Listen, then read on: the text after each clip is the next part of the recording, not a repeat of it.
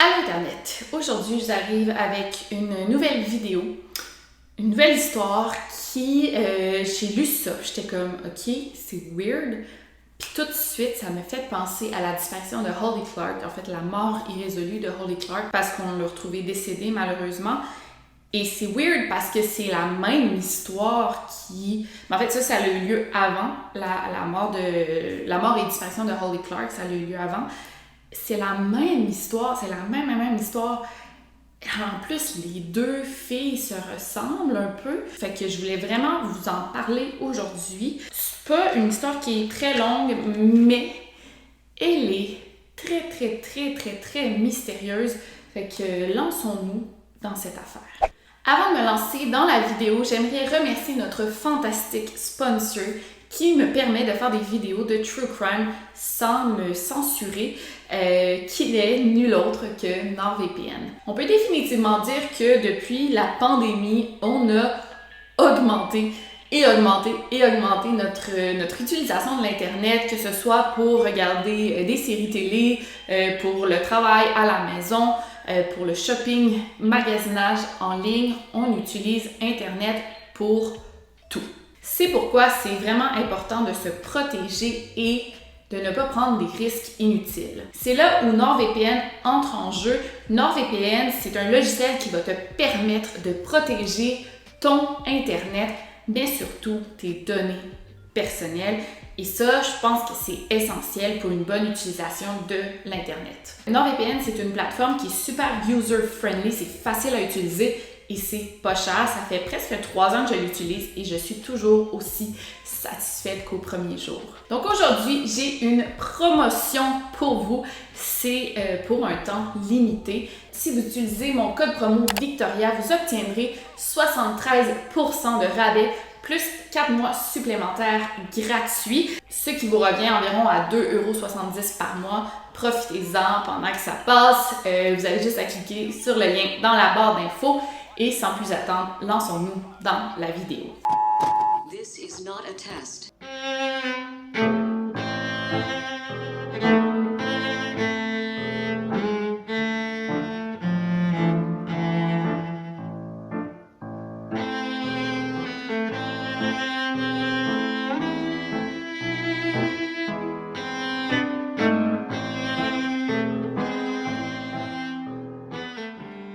Là, avant de commencer, je m'entends, c'est comme écho.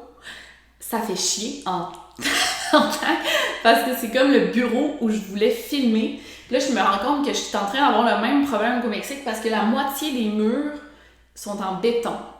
Puis c'était ça mon problème au Mexique. Là, je sac beaucoup. C'était ça mon problème au Mexique. Je pourrais filmer dans le salon, c'est pas aussi beau. Puis là, c'était comme, quand j'ai loué mon appartement, j'étais comme, ok, c'est ici que je vais filmer, je vais faire mon montage. C'était comme ici, là, que j'avais planifié tout, là. Là, je suis en train de me rendre compte que c'est vraiment éco. Je sais que je peux mettre un tapis, je sais que je peux mettre des coussins, je sais que je peux tout faire ça. Là, laissez-moi le temps. j'ai tout écouté vos conseils au Mexique. Je trouvais que ça s'en venait pas pire. J'ai un micro, là, ici, mais c'est vraiment de la merde, là. Je sais tout ça. Là, je sais pas ce que je vais faire. Je sais pas ce que je vais faire. Je vais peut-être, en attendant, retourner à mon vieux décor LED. C'est comme un stress, c'est inutile. J'ai comme pas besoin dans ma vie le son écho de mes vidéos. Il me semble que je m'étais débarrassée de tout ça. Tu sais, puis quelle maison est en semi-béton, là, genre à Montréal, là, ça arrive jamais. Alors, toutes mes autres pièces sont correctes, sauf ici, là, genre... Ok, bref, j'ai arrêté de me plaindre, je suis super heureuse, mais c'est de la merde un peu pour ça. En tout cas, ok, lançons-nous dans la vidéo pour vrai. Donc l'histoire prend place en septembre 2014 dans la ville de Murray, en Utah. Nous avons Kaylin Lauder, de 30 ans, qui est née le 21 janvier 1984. Kaylin, c'est une travailleuse sociale de formation. Elle a suivi un cours à l'université pour ça, un bac.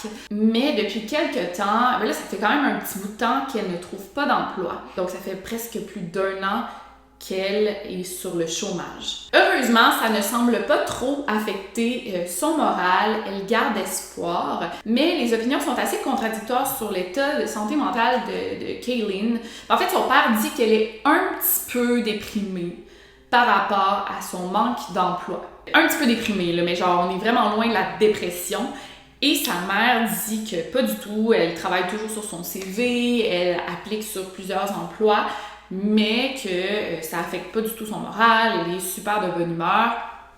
Donc, qui croire, on ne sait pas. On a deux opinions opposées. Mais c'est sûr que quand tu es plus d'1 an sans trouver d'emploi, surtout dans ton domaine pour lequel tu as étudié, pour lequel tu es passionné, ben c'est sûr que ça va miner ton moral un peu. Un truc super important mentionné ici, surtout dans cette affaire-là, c'est que Kaylin n'a pas d'historique de problèmes de santé mentale. Elle n'a jamais eu d'épisode de dépression ou de psychose, ou elle prend pas de drogue, elle prend de l'alcool occasionnellement. Donc, ni elle, ni qui que ce soit dans sa famille souffre de problèmes de santé mentale. Okay? C'est super important. Et elle a 30 ans.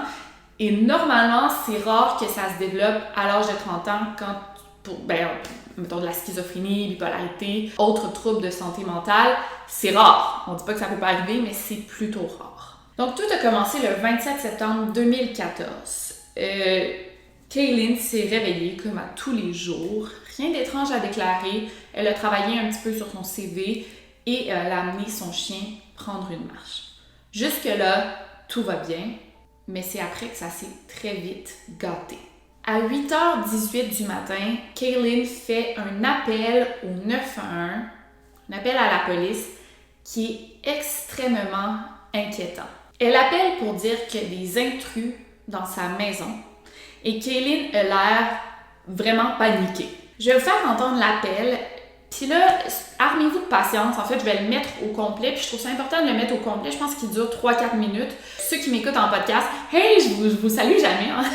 Ceux qui m'écoutent en podcast, sur le Over and Out podcast, vous n'avez pas la traduction en français. Sinon, ici, je vais mettre des sous-titres. Je le mets au complet, c'est super important. Écoutez l'intonation dans sa voix, écoutez sa colocataire, Carol, elle pense pas du tout qu'il y a des intrus, en tout cas, vous allez voir. Je mets l'extrait au complet. When I have an intruder at my house, Repeat the address for verification. they're stealing from my house. Okay, say your address one more time. I'm having a hard time hearing you. Get the out of my house. Okay, do you know who this person is? No, I don't. I just know that there's an intruder in my house. You don't know who they are. No, I don't. I'm going to look from where I'm at because I'm worried about my safety. Please hurry. Are you at the location now? Yes, I am. Were weapons involved or mentioned? They're not talking or responding. I'm just telling them to leave so I can hear them taking things. So you haven't seen them, you can just hear them? Yes, correct. Are you or anyone else in immediate danger? I believe so. Okay, are you able to get yourself to safety? I just want to answer that while he's here. I'm sorry, what? No. Can you talk freely with me? Yeah. Okay, where exactly are you? I'm in the back bedroom.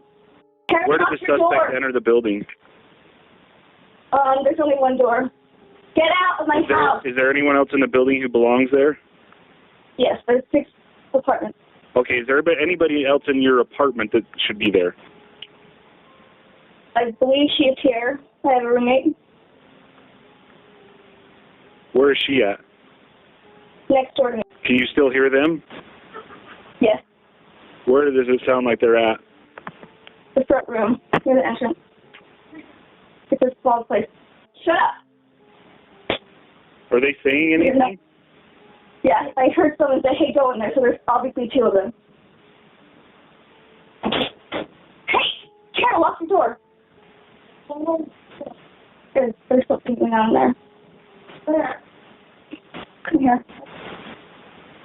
Yeah. They might have left.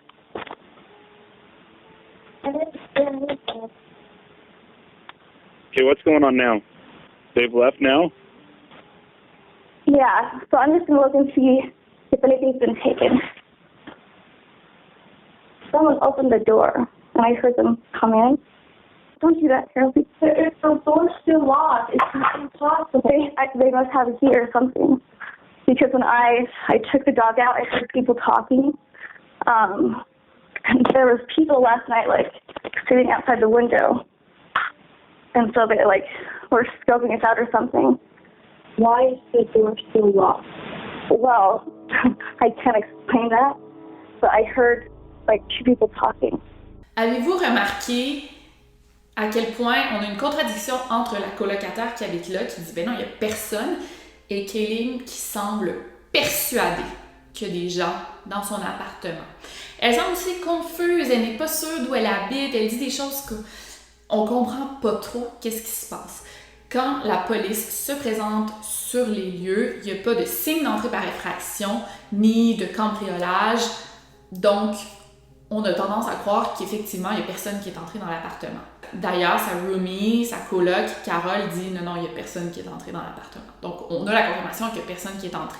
Plus tard dans la journée, à 15h30 et à 17h45, on voit Kaylin sur les caméras de surveillance de son condo. Là, je sais que les Français ne comprennent pas c'est quoi un condominium. C'est comme un bloc d'appartement que tu vas acheter ou louer. C'est comme un bloc d'appartement. Je sais pas c'est quoi vraiment la différence avec des appartements normaux, mais souvent, il y a une aire commune. Bon, on va dire un bloc appartement. On la voit sous la pluie. Elle est en short. Il pleut quand même beaucoup. Et elle est nu-pied. On la voit aussi qu'elle parle à son chien. Les policiers qui ont vu l'extrait de la vidéo semblent dire qu'elle parle seule, que c'est inquiétant, mais moi je la vois parler à son chien. Ça m'inquiète pas du tout. En fait, elle a l'air animée, elle a l'air de parler à son chien. Comme moi, quand je sors mon chien, je vais parler à mon chien de manière plutôt animée, plutôt joyeuse. C'est ce qu'elle semble faire. Aussi, le fait qu'elle marche nu-pied sous la pluie. Il y en a qui disent « Ok, c'est vraiment bizarre ». C'est pas vraiment bizarre. Moi, je vais souvent nu-pied dehors, surtout si c'est juste pour aller sortir mon chien, c'est pour aller porter les poubelles. Sous la pluie, bon, c'est l'été. C'est pas si pire non plus. C'est la dernière fois qu'on va voir Kaylin sur les caméras de surveillance. Rendu le soir, Kaylin et sa colocataire, Carol, faisaient juste relaxer à l'appartement. Et à un moment, vers 19h, Kaylin s'est juste levée et elle a quitté l'appartement sans donner d'explication, sans dire où elle allait. Elle est sortie nu-pied sous la pluie. Encore une fois, là, elle est sortie prendre une marche. Là. Elle n'est pas allée juste à côté. Là. Elle est sortie nu-pied sous la pluie, sans parapluie. Elle était en petite short et en camisole. Et elle a quitté la maison sans ses clés d'appartement, de voiture, sans porte-monnaie, sans son téléphone cellulaire, et elle n'est plus jamais rentrée. Donc, elle n'a pas dit à Carol où elle allait ou quand elle reviendrait. Donc, quand, plusieurs heures plus tard, elle n'est pas rentrée, Carol s'est vraiment inquiétée et c'est là qu'elle a appelé la police pour reporter la disparition de son amie. Mais là, ce qui m'intéresse ici, c'est la journée précédant la disparition de Kaylin, qui est plutôt étrange. La veille, le 26 septembre, à 21h, Kaylin a appelé la police pour dire qu'il y avait une bagarre dans l'aire commune. C'est comme un clubhouse dans son condo. Elle dit il y a une bagarre dans le clubhouse. Donc le dispatcher du 911, en entendant ça, il a dit OK, est-ce qu'il y a des armes impliquées? Elle a juste répondu guns. Donc, OK, c'est inquiétant, on envoie la police. Et dans le clubhouse, il y avait en fait une réception de mariage. La police est arrivée, les gens de la réception ils ont dit OK, ben non, il n'y a vraiment pas de bagarre ici, on est super heureux, tout se passe bien, il n'y a certainement pas d'armes. Donc, il n'y a jamais eu de bagarre. Je ne sais pas pourquoi Kaylin a entendu ça. Les gens de la réception ils ont dit OK, peut-être on a fait exploser comme des petits feux d'artifice. C'est peut-être ça, que ça sonnait comme une arme à feu. Mais bon. 1 heure plus tard, Kaylin rappelle la police. Mais elle raccroche avant que le dispatcher réponde. Le 911 rappelle Kaylin, elle répond. Et là, elle semble très, très confuse. Elle semble en plein délire paranoïaque. Elle semble paranoïaque carrément. Elle se rappelle pas de son adresse. C'est super étrange. Mais elle parvient à dire que Carol, sa colocataire, dit que Kaylin est confuse et qu'elle est paranoïaque et qu'elle est inquiète pour elle. Donc ça, c'est le 26 septembre. Le 27 septembre, on la reporte disparue. Les recherches sont commencées presque immédiatement parce qu'on a une fille nu-pied en petite short sous la pluie qui est visiblement confuse, paranoïaque, dans un état de santé mentale altéré. C'est dangereux, fait qu'on commence les recherches. And now live, Utah. A major search underway for a missing 30-year-old woman who vanishes from her upscale condo without shoes, money, or phone. We're just at a loss. This is where 30-year-old Kaylin Louder lives and was last seen. Her phone, her wallet, her dog that she loves more than anything was at home. C'est étrange parce que les recherches ont duré 1 mois et à aucun moment on a vu Kaylin. Tu sais, dans des choses comme ça, tu sais, Holly, je me rappelle, quand elle a disparu, on l'avait vue, bon, moi je l'ai vue au coin de ma rue, moi je l'ai vue dans un resto, mais Kaylin, on la voit nulle part, surtout que c'est pas une très grosse ville, je crois. Donc, ça devient très inquiétant. Malheureusement, environ 1 mois plus tard, soit le 30 novembre, il y a une équipe d'ouvriers de la ville qui s'occupait d'un tuyau d'évacuation qui ont découvert le corps de Kaylin. Elle a été trouvée dans la rivière Jordan, sous un pont à environ 8 km de sa maison. Elle était partiellement submergée dans l'eau. Il y avait plusieurs feuilles et des débris qui couvraient son corps. Son corps était dans un état de décomposition assez avancé. Bon, c'était comme 1 mois, mais elle avait été dans l'eau quand même longtemps. Mais elle n'avait comme aucun bleu, aucune grosse blessure sur son corps, pas de bleu, pas de graphing, pas de coupure. Et elle n'avait pas d'eau dans les poumons, donc elle n'est pas morte noyée. Il n'y avait pas non plus de traces de drogue ou d'alcool dans son sang. On a fait une autopsie et c'est revenu inconclusive, donc on n'a aucune idée de quelle manière elle est morte. Ce qui est vraiment weird. Moi, ça me surprend toujours là, quand on a un résultat comme ça, surtout qu'on a découvert son corps. C'est pas des ossements qu'on a découvert, non, c'est genre un corps 1 mois plus tard et on sait pas de quoi elle est morte. Il n'y avait pas de traces de violence. Fait que la police a dit, bon, c'est une mort accidentelle. Mais les parents, ils disent, non, c'est pas accidentel du tout. Moi, je sais pas. Ben, je sais pas, c'est sûr, je sais pas, là. Je suis qui, moi, pour dire, ouais, morte de ça. Non, je sais pas. La police dit que c'est accidentel. J'aurais tendance à croire aussi que je pense pas que ça soit un meurtre, là. Clairement, elle allait pas bien quand elle a disparu. J'ai aucune idée. Il y en a qui disent peut-être qu'elle est tombée à l'arrière de chez elle, il y avait comme une petite rivière. Peut-être qu'elle est tombée dans la rivière et que la rivière l'a transportée jusqu'à la rivière Jordan. C'est relié, ça se peut. Mais apparemment que le courant n'est pas assez fort pour la transporter jusque-là. Mais là, il pleuvait le soir de sa disparition. Bon, tu sais, ça reste comme un corps, là. Est-ce que c'est... Bon, apparemment que cette théorie-là a été éliminée. Est-ce qu'elle serait morte d'un suicide? Bon, on aurait vu des traces de violence, encore une fois. Ça dépend de la manière qu'elle s'est suicidée, mais je pense qu'on l'aurait vu dans son rapport d'autopsie. Et moi, je pense qu'elle est morte, genre, tu sais, death by exposure. Tu sais, t'es tellement dans un état mental instable au moment de sa disparition, donc peut-être qu'elle est morte d'hypothermie. C'est ça, death by exposure, c'est genre hypothermie, mort de faim, mort de soif, on ne sait pas. Peut-être que ça expliquerait pourquoi on l'a pas relevé sur le rapport d'autopsie. Qu'est-ce qui s'est passé? On ne sait pas. C'est sûr qu'elle était dans un épisode de santé mentale troublé. Peut-être un épisode de schizophrénie, une psychose, comme je dis. C'est rare que ça se développe à 30 ans, mais ça arrive. Elle n'avait pas d'antécédents, mais peut-être qu'elle en avait, c'est ça l'affaire. C'est peut-être qu'elle avait eu des épisodes avant, puis comme elle vivait seule, ben personne de sa famille s'en est rendu compte. Ça se peut. Peut-être qu'elle était dans un épisode de dépression. Tu sais, c'est difficile pour le moral, comme je vous ai dit, 1 an sans emploi et qu'elle le cachait très très bien. Tu sais, des fois, ta famille, là, le remarque pas quand tu vas pas bien. Ils se disent, oui, c'est une petite déprime, ça va passer, mais peut-être qu'elle n'allait vraiment pas bien et qu'il y a eu un build-up à sa psychose, puis il y a personne qui l'a vu, ce build-up-là, tu sais. Donc, tout ça est très mystérieux. J'aimerais savoir qu'est-ce que vous en pensez de cette histoire-là.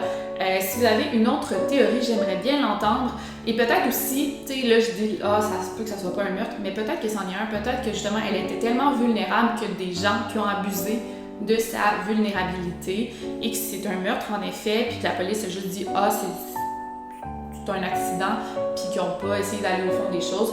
C'est pourquoi la famille a engagé un détective privé, puis je pense toujours que c'est la bonne chose à faire. Donc, si vous avez aimé cette vidéo, laissez-moi un gros thumbs up. Et sinon, on se revoit la semaine prochaine pour une nouvelle vidéo. C'était Victoria Charlton, et d'ici là, n'oubliez pas de garder l'œil vert. Over and out!